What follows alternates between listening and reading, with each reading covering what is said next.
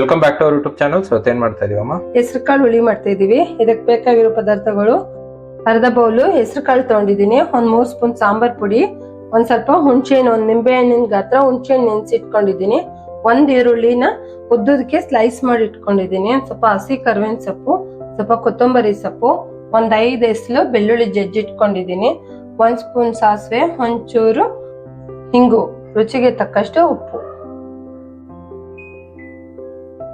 ನೋಡಿ, ಸ್ಟವ್ ಹಚ್ಕೊಂಡು ಒಂದ್ ಚಿಕ್ಕ ಪಾನ್ ಇಟ್ಕೊಳ್ಳೋಣ. ಹೆಸರು ಕಾಳು ಇದೆಯಲ್ಲ, ಹೆಸರು ಕಾಳು ಒಂದ್ ಸ್ವಲ್ಪ ಫ್ರೈ ಮಾಡ್ಕೊಳ್ಳೋಣ.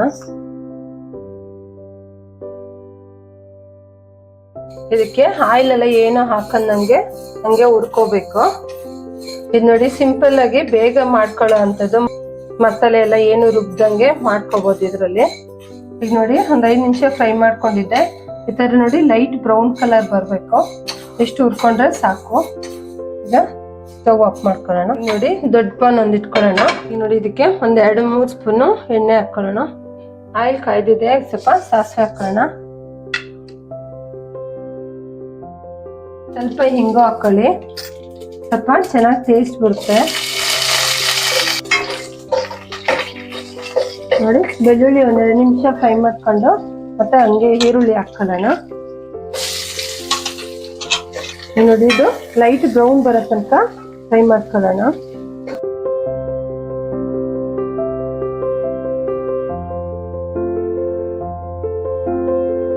ಚಾಪ್ ಮಾಡಿ ಹಾಕೊಳ್ಳೋದಕ್ಕಿಂತ ಸ್ಲೈಸ್ ಮಾಡಿ ಹಾಕೊಂಡ್ರೆ ಟೇಸ್ಟ್ ತುಂಬಾ ಚೆನ್ನಾಗಿರುತ್ತೆ. ಇದು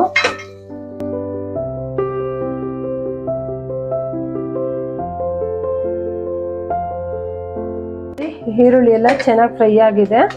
ಇವಾಗ ಇದು ಹುಣಸೆಹಣ್ಣು ಕೆಚ್ಚಿಟ್ಕೊಂಡಿದ್ದೀನಲ್ಲ, ಇದನ್ನ ಇದಕ್ಕೆ ಹಾಕೊಳ್ಳೋಣ.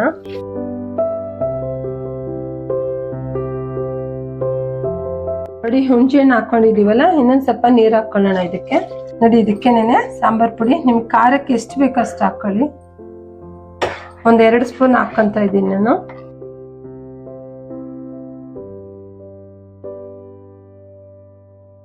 ನೋಡಿ, ರುಚಿಗೆ ತಕ್ಕಷ್ಟು ಉಪ್ಪು ಹಾಕೊಳ್ಳೋಣ. ನೋಡಿ, ನೀವು ರೈಸಿಗೆ ಬೇಕಾದ್ರೆ ಒಂದ್ ಸ್ವಲ್ಪ ತೆಳ್ಳಗ್ ಮಾಡ್ಕೋಬಹುದು, ಮುದ್ದಿಗಾದ್ರೆ ನೋಡಿ ಇಷ್ಟು ಗಟ್ಟಿ ಆದ್ರೆ ಸಾಕು. ಒಂದ್ 2 ನಿಮಿಷ ಕುದಿಸ್ಕೊಳ್ಳೋಣ.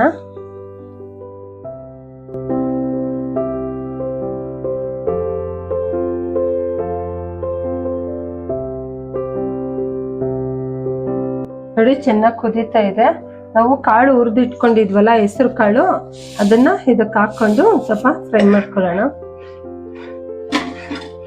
ಇದು ಹುಳಿಯಾಗಿ ಸಾಂಬಾರು ತುಂಬಾ ಚೆನ್ನಾಗಿರುತ್ತೆ. ಮತ್ತೆ ಇದಕ್ಕೆ ಒಂದ್ ಸ್ವಲ್ಪ ಲಾಸ್ಟ್ ಅಲ್ಲಿ ಕೊತ್ತಂಬರಿ ಸೊಪ್ಪು ಹಾಕೊಳ್ಳೋಣ. ಈಗ ಚೆನ್ನಾಗಿ ಕುದ್ದಿದೆ, ಸ್ಟವ್ ಆಫ್ ಮಾಡ್ಕೊಳ್ಳೋಣ.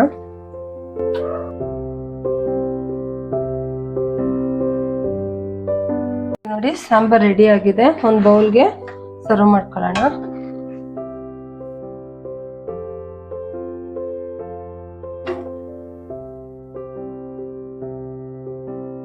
ಹೆಸರು ಕಾಳು ಹುಳಿ ರೆಡಿ ಆಯ್ತು.